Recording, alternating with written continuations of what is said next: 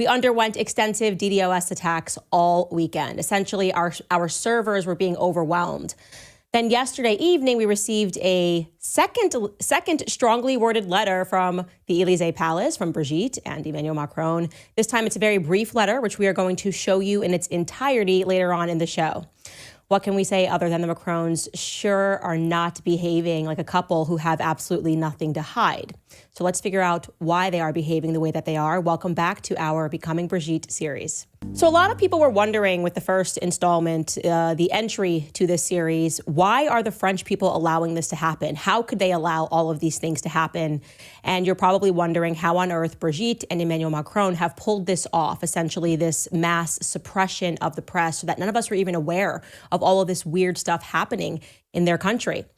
How is it that Emmanuel Macron, who was virtually unknown to the public a year before he came into power, managed to scuttle the campaign of François Fillon, the man who was a shoo-in essentially for the presidency? How did he do all of this? Well, for English speakers, it's a bit like the rise of Barack Obama. Sure, yes, Barack Obama was a senator and he therefore was involved in politics to some degree, but his ascension into the presidency did sort of in many ways come out of nowhere. Except Barack Obama was not married to someone who was more than 2 decades older than him. Emmanuel Macron, just to be very clear, and I will state this again and again, was just 14 years old when he appeared in a school play at his school called La Providence. Brigitte, at that time, was a teacher at the same school who ran a theater workshop, okay? She was, in fact, 39 years old at this time and allegedly married with 3 children.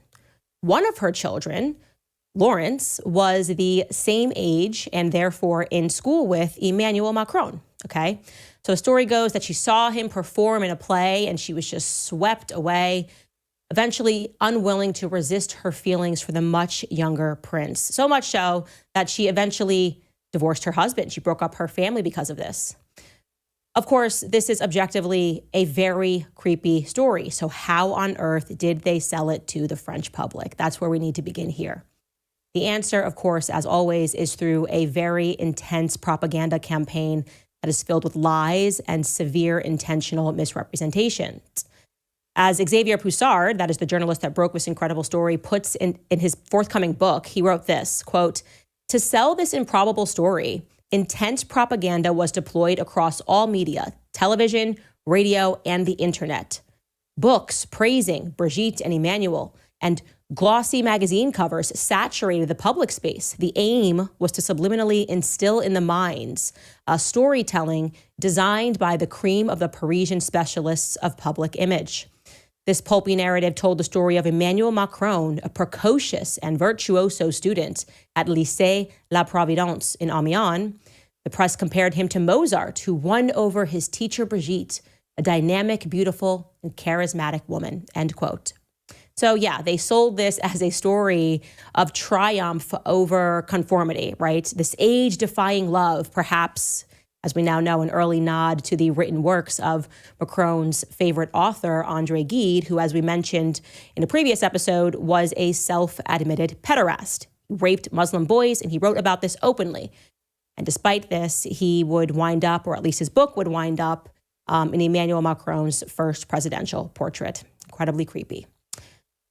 On the 14th of April, 2016, when Paris Match, the magazine, devoted its first cover to Brigitte, the readers were told that one day in her heart, everything secretly changes. She attends Milan Kundera's play entitled Jacques et son Matre, in which one of the 9th graders, Emmanuel Macron, is the hero. He's already got his eagle eye, they write. Oh, yes, he's already got his eagle eye, kind of honing in on Brigitte. That's what we're told. Here's, by the way, a little video of Emmanuel Macron performing when he was younger in a play. You can just take a look at this. We can let this run. C'est bon de renaître. Elle m'entend. Ma sœur aveugle et muette. La nuit. Qu'est-ce qui fait le plus peur aux hommes?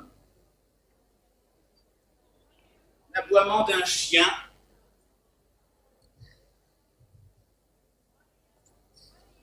l'ombre d'un homme,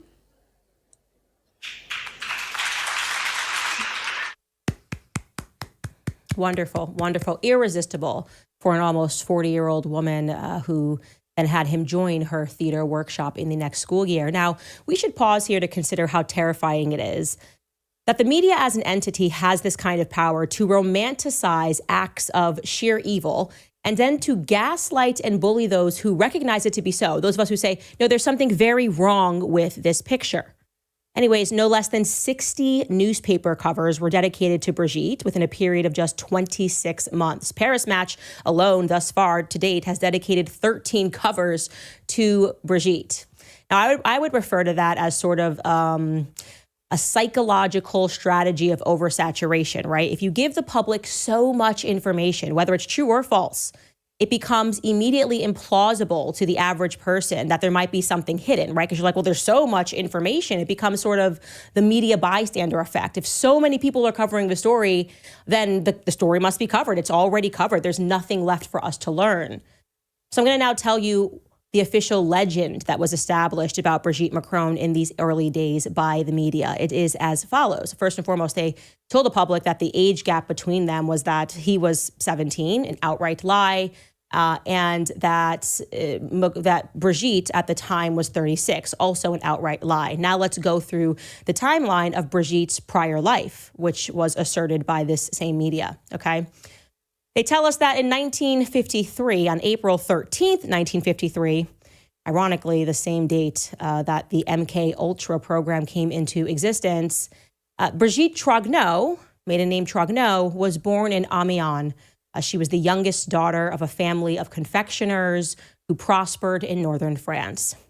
Then they tell us that after a strict Catholic education with the Sacred Heart Sisters in 1974, when she was 21 years old, she married a man named André Louis Ozier, becoming then Brigitte Ozier, married to a bank executive. Following in her husband's footsteps, Brigitte Ozier began a career as a press officer at the Chamber of Commerce in Lille. And then they went on to have 3 children. One, firstborn, Sebastian, in 1975, a son. Then they had Laurence, a daughter. That's the one that was the same age as Emmanuel Macron and attended school with him. They had her allegedly in 1977. And then came Tifon. Tifon, you will come to recognize, is really the only one of the children that speaks out and defends Brigitte Macron, which is quite interesting. They had her allegedly in 1984. And then the story goes that after becoming this press officer and working there at the Chamber of Commerce, she decided to switch to teaching at some point in the mid-1980s, first in Strasbourg as a literature teacher at the Lucie Berger Protestant College, then, of course, at La Providence, the Jesuit college back in her native Amiens, because her and Emmanuel Macron are from the same place. So in 1991, she went back there. And of course, while she was there, she fell head over heels in love with the brilliant student, Emmanuel Macron. Now, this entire story was being painted absent any pictures, right? And so as the press was selling this, they tried to get readers to imagine that Brigitte was just irresistibly sexy and hot, right? Like she was this sort of 1980s pinup doll. Just unbelievably like a Claudia Schiffer type. This was the image they were trying to paint in their head. Like she's older now, but ooh, if you had seen her when Emmanuel Macron saw her, she was like a pinup, and she was wearing short skirts. They talked about how she used to wear skirts and how all the boys were just drooling over her. All of these boys who happened to be going through puberty at the school, fantasizing about this hot Claudia Schiffer type teacher. And of course, the brilliant virtuoso Emmanuel Macron and her then began this sort of clandestine affair. Years later, in 2006, recognizing that she was hopelessly in love with Emmanuel Macron, she made a huge decision to break up her family by divorcing her husband, André Louis, the banker, and marrying her former student, Emmanuel Macron, just a year later in 2007. Okay. Again, that's the legend that was established by the media. Now, to control the public image of Brigitte, the couple brought in, well, a woman known as Michelle Marchand. She goes by Mimi for short. That's the woman I'm showing you right here on the left-hand side, walking next to Brigitte. And she is known as the Pope of celebrity press, the popess of the celebrity press. You do not cross Mimi. I'm talking about this all week. PR firms, people that they're at the top, she will break you down if she needs to. You can see all sorts of trials she's been involved in. She has been accused of using tactics of blackmail and coercion. We'll get into that in a little bit. And her task was to essentially flood the public with these hyper-selected photos of the wannabe presidential couple looking airbrushed and fabulous. Just sell this idea that nothing weird happened in the past. And so Mimi was able to enjoy essentially near exclusivity on Brigitte's image through her photo agency, which is known as Best Image. You will find, as we get deeper in this series, you yourself are going to fall down this hole and you're going to start looking for photos and trying to verify things about Brigitte's past. And you're going to see in the corner that a lot of these photos say Best Image. Yes, that is Mimi Marchand's photo image business. It means Mimi was in control of this image. Now, as far as the conversations that were being had between Mimi and Brigitte, there was one person acting as an intermediary. And that person's name is Xavier Neil. He is a billionaire, you should know, one of the wealthiest men in France. And I should mention that he is also the son-in-law of Bernard Arnault, the CEO and the chairman of LVMH. Yes, that LVMH, Louis Vuitton, Moet, and Hennessy. In January of last year, Bernard Arnault overtook Elon Musk to become the richest man in the world. Okay, Bernard Arnault's children, two of them, were actually taught by Brigitte in school. And you should know, two of his children were taught by Brigitte in school. Later, Brigitte developed a close relationship with Arnault's eldest daughter, who she didn't teach, Delphine, who would go on to become Brigitte's clothing provider through, obviously, Louis Vuitton's artistic director and stylist, okay? Just to follow that, Bernard Arnault has a daughter, and she gets involved in styling and dressing Brigitte Macron, the first lady. And she does this, obviously, through Louis Vuitton and taps their artistic director to be the stylist. That artistic director's name is Nicolas Gaslighting. Now, why am I telling you about that? Who cares what Brigitte is wearing? Well, you should just know as another fun fact that this man is the main promoter of transgenderism and androgyny in the fashion world. He's huge, okay? Not only has he been, and this is directly according to Out Magazine, deliberately hiring trans models and choosing them to open for Louis Vuitton's fashion show, like when he picked a 23-year-old transgendered individual named Crow Kian to open for their 2018 show in which they premiered their spring-summer collection. But Gaslighting also has taken it upon himself to launch the careers of a ton of transgender models all throughout the fashion industry, like one person named Teddy Keane-Livon, who has thanked Nicolas profusely, who at the age of 23 became a household name after being discovered by Nicolas Gaslighting. At the age of 21, he was discovered. By the age of 23, he was thanking him. And so this is just the person that's dressing Brigitte. I digress. So what? Okay. Brigitte's stylist specializes in transgenderism in the fashion world as a creative director for LVMH. Coincidence, you could say, right? Fine. Okay. The point here is also to demonstrate the kind of power that surrounds Brigitte, because when we consider how it might be plausible for a story this big to have been intentionally covered up by the mainstream media, well, it's kind of important to know who is the surrounding cast and how powerful these people could be. The other point is that Xavier Neil, going back to him, that's Bernard Arnault's son-in-law, who was the go-between between the wannabe presidential couple and Mimi Marchand, our Pope press lady. Xavier Neil and Mimi met through a shared lawyer because both of them have a bit of a checkered past, okay? Xavier, in the 1980s, helped develop a chat service that was dedicated to cyber sex, and it became incredibly lucrative for him. And then he became part owner of a chain of peep shows, and one of them was later found to be a front for a prostitution ring. And in 2004, he was arrested on charges of aggravated pimping. I should be clear here that those charges were later dismissed. I do also here want to quote Xavier Poussard's book. He says this: a lot has been written about Xavier Neil, the father of the free box and the €2 cell phone subscription plan. Essentially, this is like, just to make it clear for English listeners, it's almost like Verizon bundle. This is how he became extraordinarily wealthy. Today, he is a full member of the global hyperclass, connected to all the Silicon Valley big shots and propelled by Henry Kravis to the board of directors of the powerful American investment fund, KKR.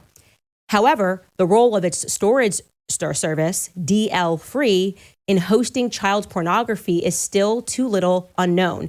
And Free has even been described by the Canadian Centre for Child Protective Services as the largest source of child sexual abuse images. Okay. Now, you can go down that line. You can look up what the Canadian Child Protection Project Arachnid is and why they started going after this, and that's connections to Xavier Neil, but that's not what we're here to talk about. I'm here to tell you about how he met Mimi Marchand through a shared lawyer, because she was serving time, Mimi Marchand, after being accused of various things. She had racked up a string of suspended prison sentences in the 1980s and spent 2 years behind bars awaiting trial over her involvement with her gangster boyfriend, who is identified in her biography as Hafid, even though eventually she was not convicted. And then eventually Xavier Neil gave her money to save Best Image. Then in 1998, she was handed another 3-year suspended sentence over another former boyfriend and a whole drug dealing operation. And through that, Xavier helped her out financially, of course, in 2024, when he saved her photo agency again, Best Image. And in turn, for him having saved Best Image or helped her out, I am sure that she looks after the images of him and his associates in the public, okay? So just how central was this woman, Mimi, in creating this image of Brigitte to the public, okay? This woman who is known to be a little bit of a gangster behind the scenes. Like I said, you can look into her yourself, Mimi Marchand. In fact, I think the New York Times just did a takedown piece of her and all of her involvement. Well, just over a year after Macron was inaugurated, the president of France, Mimi had this picture of herself taken in the presidential office, making a V for victory sign with her hands. Yeah, because they were indeed victorious in having fooled the public about Brigitte. That's what I would imagine that's all about. But then something really interesting happened, okay? Very interesting happened. Brigitte and Emmanuel, shortly after that photo was taken, made the decision to sort of carefully pull away from Mimi Marchand, their PR fixer woman, because she was involved in another scandal. And you guys, I'm telling you, it just seems to be a lot of oopsies around this couple. It's weird, okay? So Mimi also shares another friend with Brigitte. They have a mutual friend in a billionaire, and that is named Marc Ladreit de Lacharriere, okay? Marc is so close to Brigitte, to be very clear, so close to Brigitte Macron, and he enjoys being photographed out with Brigitte Macron, so close that they decided to attend the production of a show together. A show called Starmania. And you're going, wow, why do I remember Candace talking about Starmania on the last episode? Oh, because that was the show that they attended together that was produced by Thomas Joly, where Brigitte then handpicked Thomas Joly to do the Olympics. So Marc Ladreit was with her, okay, at that premiere when they were like, this is the right guy to throw on these Olympics, or the Olympic show, which had obviously transgendered individuals, we had drag queens that were strutting. There was a lot going on that offends my Christian senses, and I would call it satanic. Anyways, you're probably wondering why Mimi's mutual friend with Brigitte caused a problem for the presidential couple, in which suddenly they said, we've got to back away from Mimi. Well, Marc, that guy Marc Ladreit, another billionaire, happens to have a really troubled son named Jeremy. And shortly after Mimi took that picture in the presidential office, it was revealed that Mimi did her friend Marc a solid by keeping Jeremy's name and his face out of the press, because she runs the press. Like, she's like a press gangster, so to speak. Jeremy, his son, was the former manager of a children's entertainment company who was twice convicted, once in 2008 and once in 2015. And you're never going to guess what it was for: child pornography cases. And then again, beyond this time, and recently in 2004 and 24, the mother of his children summoned police to their place in Marrakesh out of fear after she went through his computer. And they have very young children. The ages at that time were 3 and 1, I believe, after discovering even more images on his computers. Investigators collected 4,000 images of children on his computer, naked children that were being raped. For that, he has, by the way, gotten another slap on the wrist. What I was able to determine online, and again, obviously French is not my first language, is that he's been sentenced to just 8 months for that, and that sentence has been suspended, meaning it won't happen until down the line. That's the last I could find on it. I'm happy to correct that if that information is wrong. So that's 3 child pornography convictions for Marc. And Mimi helped cover up the one in 2015. And so anyways, covering up Jeremy's tracks and that conviction was a bad look for the newly presidential couple. And so they began to pull away from her. But Mimi's kind of one of these people, like we were talking about yesterday, these PR agents that you just don't cross, okay? And she didn't like that. She didn't like that people were starting to say that she was on the outs, that she was no longer allowed into Élysée Palace. Then a book was published in October of 2018 called The Book of Mimi, and it became even more clear that she was persona non grata in the presidential inner circle, and she was no longer invited to attend the Thursday meetings at the Élysée. And so what does a PR person do when they feel burned? They drop a bomb in the press. And it looks like she indeed dropped a bomb, an explosion in the press about Brigitte Macron in the magazine called Closer, okay? Brigitte had somehow been spotted at the entrance to the American hospital in Paris, reportedly for undergoing cosmetic surgery under general anesthesia. And the First Lady was furious about this publication, okay? She publicly condemned Closer magazine for her favorite invasion of privacy, okay? Understandable if you're at the hospital getting some work done. Her reaction, though, seemed like an overreaction, especially to journalist Xavier Neil. It just struck him as odd because a year earlier, another magazine called The Express had similarly outed her for going under the knife with a doctor named Dr. Sydney Ohana, and yet she didn't care. She didn't face that doctor and the Express did not face any public condemnation. Brigitte was not mad at them. So Xavier's going, what particularly about this publication in Closer made her freak out, made her go so far as to set for the first time a precedent in which the First Lady came out and publicly condemned the press? So he began poring over that article in Closer, trying to understand, what did I miss? What did I miss? What's in here that set her off? And he found it. You see, while Closer had not named the surgeon, they didn't at all name the surgeon who worked on Brigitte, they did this sort of petty thing where they left a massive, undeniable clue as to who the surgeon was. In the magazine, they described the surgeon as a, quote, eminent and media-savvy plastic surgeon who would keenly quote Victor Hugo, his favorite expression, woman's flesh, ideal clay. Well, there was only one surgeon who had been featured in the press with that quotation just a year earlier in Paris Match, and his name was Dr. Patrick Buey. He's a plastic surgeon at the American Hospital in Paris, who in that Paris Match feature, which was entitled Operation Young Again, replied to a question that he was asked, and he said, woman's flesh, ideal clay.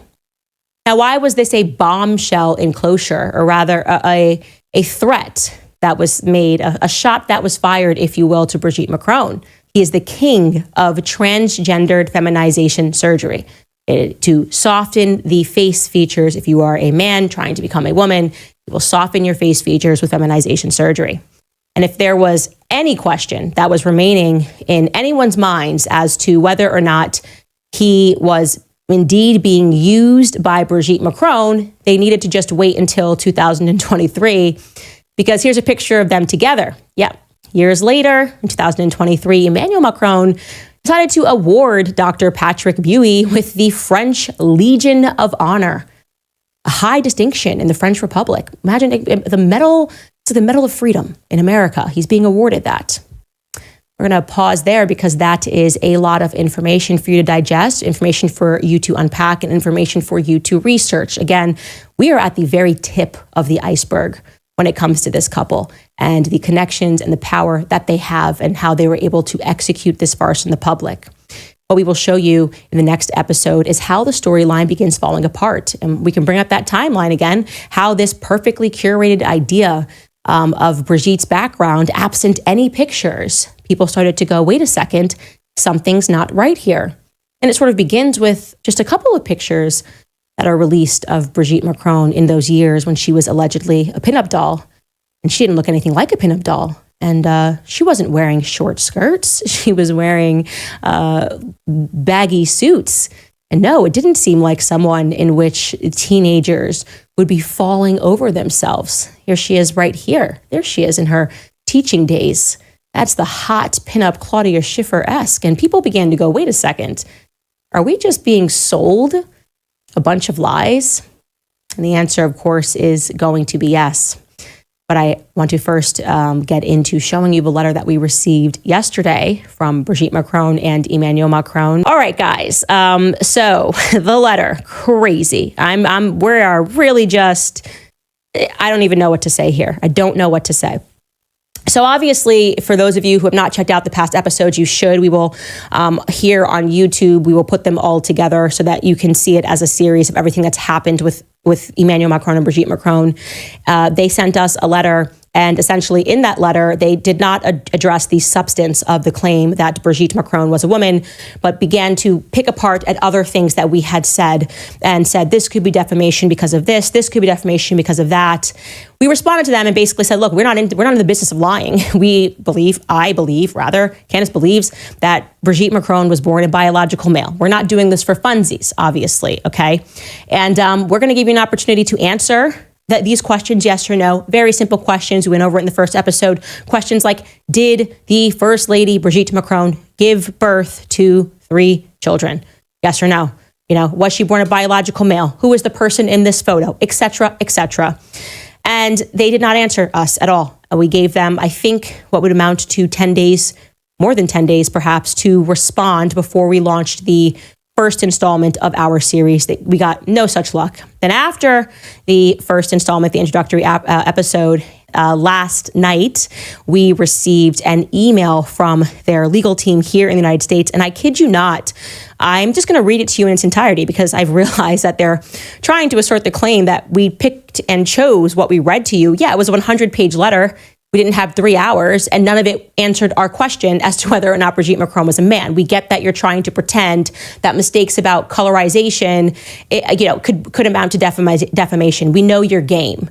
So let's jump into this letter that we received, and I'll explain to you what they're referencing and what we said back to them in our letter. So you can see it starts with letting us know that this is regarding, or something in the corner there, confidential, not for publication or attribution. I really fail at that. Then they say it's regarding false and defamatory statements about Presidential Emmanuel Macron and Brigitte Macron. They say, we write again on behalf of our clients, President and Mrs. Macron. That's the last time I think you're going to hear really about Brigitte. We were disappointed in your January 16, 2025 response to our December 3rd, 2024 letter. Despite our warnings and with full knowledge of their falsity, your client has doubled down on her defamatory allegations. We're going to get to those. And indeed expanded the scope of her defamation. We had wanted to spare Ms. Owens the embarrassment of openly confronting her false claims, but instead of doing the right and responsible thing, it seems she relishes in the public attention. So basically, they wrote me the first legal threat to spare me, you guys. They were just like, we want to help you and let you know that some things you said were wrong. And so this letter is a warning to you. How kind of this couple, truly to find this in their heart. Let's keep reading. Since our letter, Ms. Owens has published several X posts and additional podcasts, further defaming the Macrons. To the extent that the Macrons' claims suffered from any of the legal deficiencies you pointed out in your letter, which they did not, Ms. Owens has eliminated any doubts about such claims and strengthened them with her new statements. Most egregiously, on January 13th, 2025, Ms. Owens falsely implied that the Macrons were responsible for the death of a journalist investigating them. Okay, let's pause there because you guys watched the first episode. They're just lying here, right? I literally told you that every journalist that tries to touch this story, something happens to, okay? And it is a fact that Isabella Ferreira was working on the story, had messaged, according to her friends, saying that she had a bombshell about Emmanuel Macron and a Brigitte. The French press has reported on this, and then she was found dead floating in a river, okay? or a pond, whatever it was. And the public said that she had drowned, and her friends said that she was not suicidal. And the press said that she had maybe taken some pills. I don't remember. The point is nowhere in the first episode did we say that Brigitte Macron and Emmanuel Macron assassinated this girl. We told you what happened, okay? Let's keep reading here. That incendiary implication is factually false, offensive, and incredibly damaging. Ms. Owens repeated this false claim on January 31st, 2025, and bolstered the implication, because they're not saying I said it, they're saying you implied it, by stating that she, meaning me, did up on security after getting the letter from Macron and because of things that we know about their network and things that are happening. Like I said, every journalist that tries to get this out. Yes, that is not a lie. That is the truth. We have upped our security and we were responding to the chat, people saying, get yourself some good security. And of course, when you have people walking around your property and you have young children and you understand the extent of the stakes that are in this, getting and upping on your security, that is my right. Okay. You don't get to tell me that I can't tell the public the truth about that. Let's keep reading to see what they're upset about.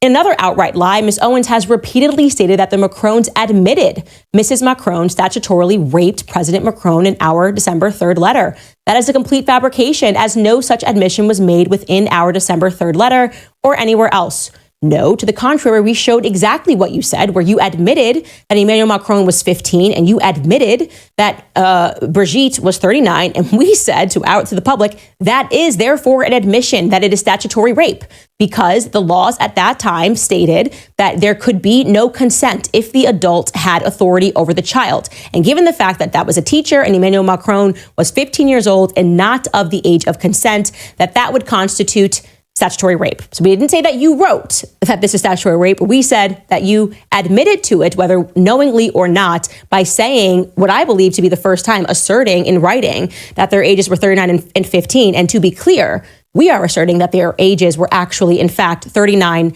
and 14, because 14 years old undeniably was the age in which Emmanuel Macron participated in that play. Let's keep reading. Your client's recklessness in making these false and damaging assertions is staggering. It goes on.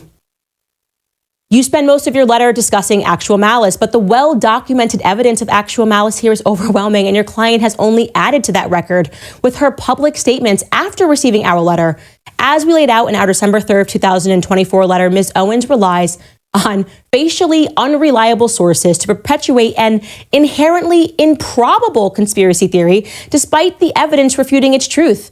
Ms. Owens claims she's a journalist, but repeatedly disregards journalistic standards in her reporting. She also continues to profit from these lies. I'm blocking out a business name, and even recently stated that she would start reselling the Man of the Year t-shirt, mocking Mrs. Macron.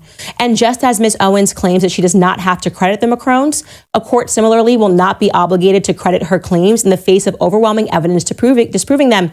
So they're saying literally a lot of nothing here other than it's an improbable conspiracy theory. All they have to do is write, Brigitte Macron was born a biological female. We are telling you that is a fact. They won't do that. Brigitte Macron gave birth to 3 children. Their names are Lawrence, Sebastian, and Tifon. We are asserting that as a fact. Please correct the record. In our letter to them, we said, we are happy to correct the record. We are happy to tell the truth. We even offered to fly to France to conduct the interview so that Brigitte could respond on record herself. We said anytime, any date. You let us know from here until, I think we gave them until March something. We will get on a plane and we will fly to you because we don't want to lie about this. And we're asking you to answer these and if you don't want me to come and you don't want to invite me in the Élysée Palace, then please just answer these 21 questions so that we can include it in our reporting. They are declining to do so and instead saying it's an improbable conspiracy theory. That's it. That's what they're saying. Okay, let's keep going because the letter's almost over. This is all it says. Since receiving our letter, Ms. Owens has supplied us with even more evidence. Okay, sorry, actually, we just went over that. Oh, no, that's right. Since receiving our letter, Ms. Owens has supplied us with even more evidence of her reckless disregard of the truth, actual malice, and intent to further injure the Macrons. Ms. Owens received overwhelming written notice of the evidence contradicting her claims in our December 3rd, 2024 letter, and yet she continues to double down and expand her lies. She has refused to retract any of the defamatory claims outlined in our letter. Ms. Owens also quoted from portions of our letter, but refused to present her audience with much of the substantive evidence refuting her claims. All of this is blatantly obvious attempt to further defame and injure the Macrons and hide the truth from the audience she has repeatedly lied to about these issues. So essentially what they are saying is, we sent you a 100-page letter and we went over everything that could potentially be defamatory. Like I said to you, ignoring the substance. Is Brigitte a man? Yes or no? A biological male? Yes or no? Was she born a biological male? Yes or no? And starting to nitpick colorizations of photos. And they're actually going to list the two things again, so I don't need to be redundant here. They're going to list parts of a letter that were in their initial letter that we did not present to the public, which is why we're showing you this entire letter, because it's ridiculous. You're going to see exactly their pattern of not addressing the substance and always going to nitpick things that they say are defamatory. So let's keep going with this letter.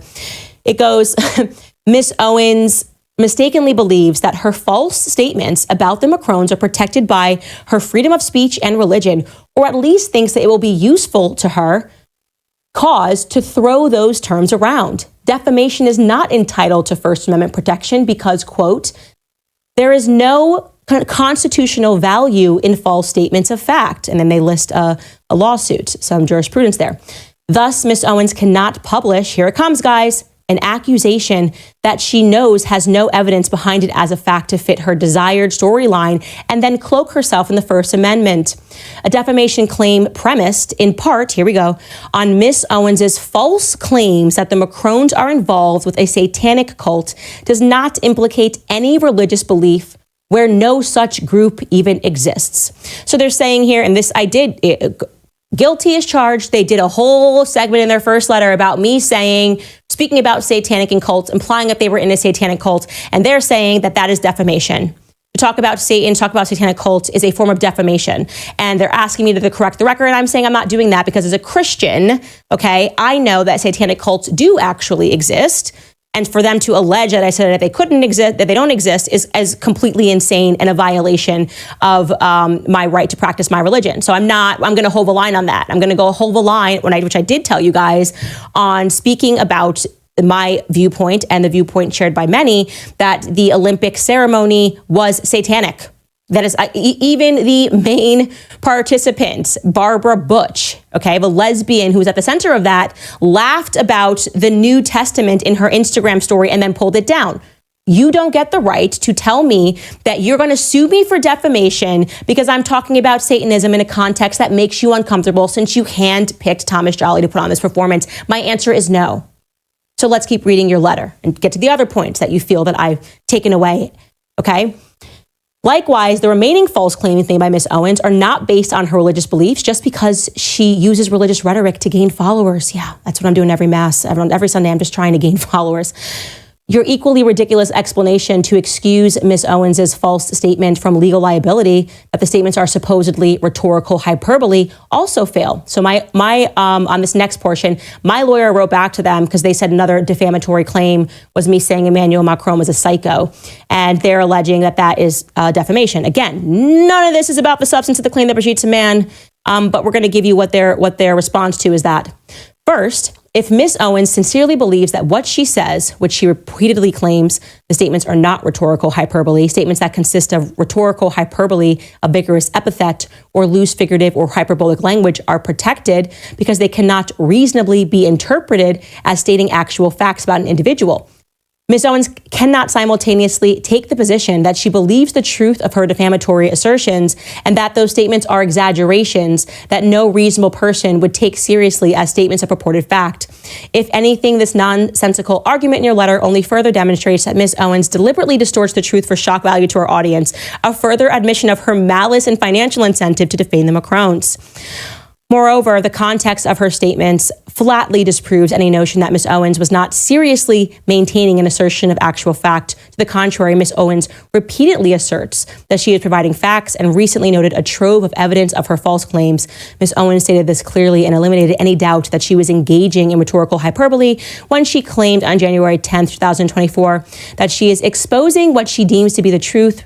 Previously, she made the defamatory assertion that President Macron is a psychopath, while citing research supposedly supporting her allegation and claims that Mrs. Macron's purported sexual abuse of President Macron turned him into a psychopath. With her claiming to expose the truth that is supported by research, no reasonable listener could possibly believe that Ms. Owens was engaging in rhetorical hyperbole not meant to be taken seriously. So I'm showing you this full letter because it's important for you to understand this is the exact strategy that they have gone after reporters, okay? In France, when you see suddenly the mainstream media goes, she won a defamation claim, it's never about whether or not Brigitte Macron is a man. She's never won that ever. It's always about this person identified the wrong person in the photo. She's saying that Emmanuel Macron was a psychopath. Does she have the credentials? Is she able to, as a non-PhD in psychiatry, to assert that he's a psychopath? I'm going to go to court and find out. And then when they win and they get like a civil harassment charge, their media, who I just explained to you in this episode how they control that media, rushes to print that she won a defamation suit. Have you heard them once throughout this entire letter simply assert that Brigitte Macron was in fact born a female? Have you heard them assert that Brigitte Macron did not, the current First Lady, transition? No, it's petty little claims. This is just the end of the letter here. I'm not hiding anything from you. Let's keep going. And yes, it is true. Both of these things were in their first letter about him being a psychopath and about satanic cults. They wrote that your claim that the Macrons have not been damaged by your client's false statements is further belied by the second sentence of your January 16th letter. In your words, Candace is an international sensation. Oh, thank you, lawyer. Thank you. I got a good lawyer. He's so kind. Her false claims have reached an international audience. The views, the likes, the comments, the downloads, the shares of her false statements provide conclusive proof that Ms. Owens' fabrications are believed and repeated. It is self-evident that Ms. Owens' proliferation of these false claims has resulted in impairment of reputation and standing in the community, personal humiliation, mental anguish, and suffering. Suffering so much so, ladies and gentlemen, that they won't just simply answer the basic question that we are asking. Are you Brigitte Macron? Were you Brigitte Macron born a biological female? Circle yes or no. Please stop with these letters, please. Anyways, it wraps up by them demanding this rather bizarre demand. Lastly, your letter did not acknowledge our legal hold demand. For your convenience, we repeat it here. Till these issues are resolved, please ensure that your principals and all of your sources are preserving and retaining emails and text messages, audio, visual recordings. Yeah, okay, dummy, it's all here on YouTube, okay? What do you think we're hiding? We've already asserted what we think. I've said it 1,000 times. I believe Brigitte Macron was born a biological male, okay?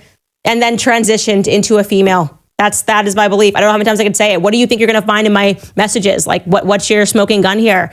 You got it, dude. We're acknowledging it publicly. We will keep all of our YouTube files. We will keep all the video files. We'll keep our text messages, our logs, our tweets, okay? Our tweets, so you can show that I meant what I said, and then you can explain why it is that you can't just answer the questions. Again, this is just an intimidation tactic. They obviously have not answered any of our questions to put an end to this, which completely removes them from this claim that they're being so mentally anguished, but they can't just simply assert the truth, dancing around things that nobody cares about. Nobody cares.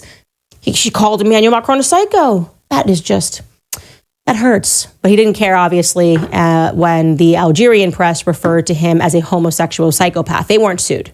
It's coming after Candace. Now, a lot of people have asserted that Emmanuel Macron is a psychopath and have not been sued. But he wants us to know he's really serious. He's coming to Tennessee.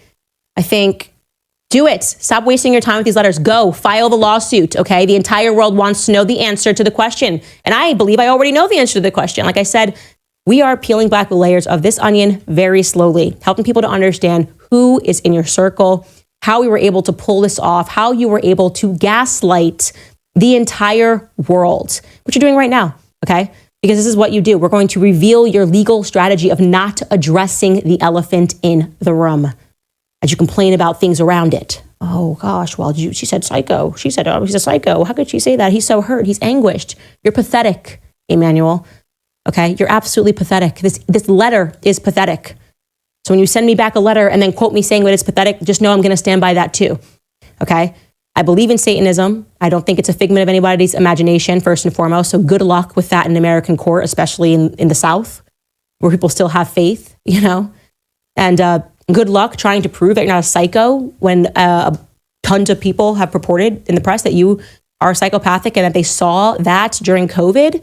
Tons of people wrote about that, about your mental condition. And you will never, ever, ever get me to transform my opinion that you were groomed by the person you eventually married in 2007, Brigitte Macron. I believe she's a man. How many more times can I say it? How many more ways can I say it? Should I say it in French? Parlez-vous français? Should I learn a little bit of French to say it in another way? This is just getting ridiculous, okay? The entire public is now paying attention, Emmanuel and Brigitte, and I know you're staying up late to watch this at the Élysée Palace, probably all in a room. You're probably standing next to your next PR agent now that you've sunk Mimi because things were becoming apparent about her history. I know that you're worried about this, not because of somebody calling you a psycho. How thin-skinned could a G7 leader get, okay? But you're worried about the substance, and we're going to get to the substance, and the entire world is going to watch us do it. So I conclude this, Mr. and Mr. Macron, by thanking you for promoting this series in the only way that you know how, by crying like little babies publicly and thinking that I'm going to keep this private or secret. I believe in radical transparency. I tell my followers everything because I view them as friends. I don't even view them as fans. I view them as people who, like me, are concerned citizens who have a right to know who the hell is running our countries. It's that simple. And I'm very concerned about who is running your country. I'm very concerned about it. I'm very concerned about their ties to the American media. And I'm very concerned that most people in the world are just hearing about this story, which is demented, okay? And it gets more demented every episode. So we're not going to stop. And whoever it is behind the DDoS attacks, you're not going to be able to stop this. For those of you that are watching, we ask you to support our work as independent journalists, obviously. The best way for you to do that is to go to CandaceOwens.com. You can give a gift. You can buy some merch to support us. I know overseas, sometimes that can be a lot with the fees that they include on shipping, but you can just give a gift and support us that way, or you can sign up for all of our offerings on CandaceOwens.com. I would deeply appreciate it. We are aware that everything that we do, we take tremendous risk, but we feel that it is necessary risk to protect children. And that's what this is about at the end of the day, protecting children from people that we believe are predatory. And I believe that Brigitte Macron was a predator. Make no mistake, I believe she is a predator. I believe that she's manipulating the press and manipulating the courtrooms. It's predatory. Manipulating journalists, trying to shut down speech, all of it's predatory. So that is our conclusion, you guys. Thank you so much for tuning in to episode 1.